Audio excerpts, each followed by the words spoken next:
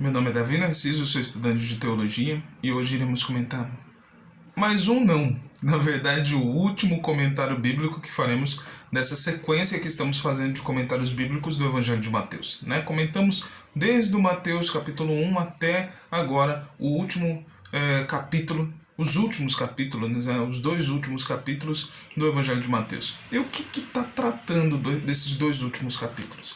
Tem dois pontos fundamentais. Primeiro, a questão da crucificação, antes da crucificação de Jesus. No momento em que Jesus Cristo ele é escolhido para ser crucificado, então tem o sujeito Barrabás e tem Jesus para ser escolhido e ser levado para a crucificação. Um outro ponto, que é fundamental também a gente olhar, é a questão de Jesus Cristo ser crucificado e ele ser colocado no meio de dois ladrões. Esses dois pontos eu pretendo comentar de maneira rápida e trazer um pouco do significado disso.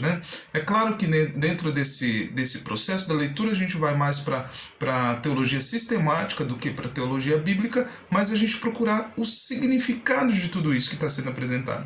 Muitas das vezes a gente procura sempre se aprofundar no texto e não abrir essa discussão para o significado de toda essa literatura. Então a gente procurou, dentro de todo esse processo, chegar a esse ponto e deixar isso mais fluido dentro das leituras que vocês poderão construir a partir desses textos. Mas vamos lá. Quando a gente olha para o ato, para esse momento da escolha de Barrabás, logo o primeiro ponto é que Jesus Cristo ele não vai ser escolhido para ser rei de Israel.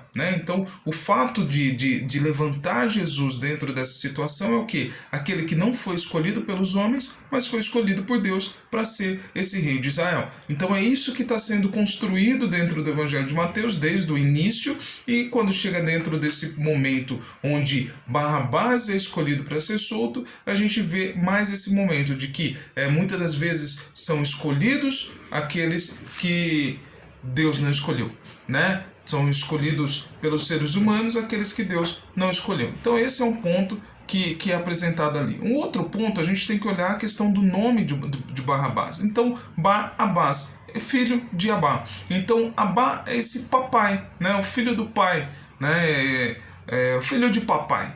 O Barrabás. A tradução do nome vai levar para esse ponto. Quando a gente vê Barrabás, a gente vê esse nome apontando também para a divindade.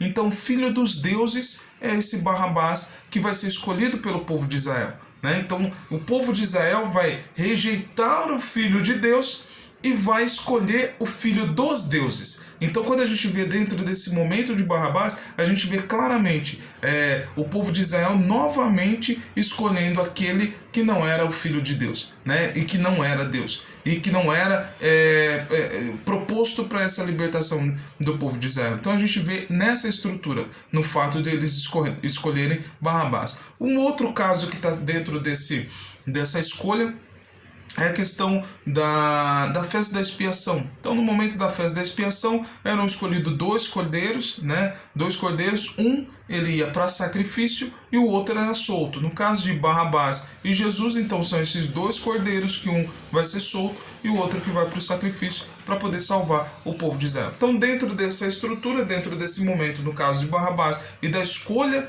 para ser crucificado, a gente vê essa leitura. Um outro ponto que isso é fundamental para a nossa fé é quando a gente vê Jesus Cristo sendo crucificado no meio de dois ladrões. Esse é o ponto belíssimo da literatura de Mateus. Então, o rei de Israel, filho de Deus, ele é colocado no meio de dois ladrões. E quando a gente vê dentro desse ponto, a gente vê o ápice da encarnação. O ápice da encarnação de Cristo está dentro desse momento. Dentro desse momento, e claro, no momento que ele vai para o sepulcro. Então, o Filho de Deus, ele vem, se encarna no ser humano, e dentro dessa humanidade humana, ele chega até o ponto de estar no meio dos mais pobres, no meio dos mais necessitados, inclusive no meio de ladrões. Então, Jesus Cristo ele traz essa opção preferencial por aqueles que sofrem, e dentro desse sofrimento ele vai construindo a libertação dessas pessoas. No meio de dois ladrões, ele constrói a libertação de um que escolheu, que aceitou a fé e que olhou para ele como filho de Deus, né? Quando a gente olha para ele ir até o sepulcro, então na hora que ele é enterrado a esse sepulcro, ele abre a possibilidade dos mortos saírem ressuscitados. Então esse Jesus Cristo que se manifesta na humanidade humana e faz com que a partir dali haja salvação divina e metafísica da vida humana. Então quando a gente vê dentro desse ponto, a gente vê exclusivamente o que? Nós, enquanto corpo de Cristo, devemos procurar nos encarnar no sofrimento das pessoas e permitir que as pessoas sejam libertas, sejam livres e possam alcançar a paz. Então,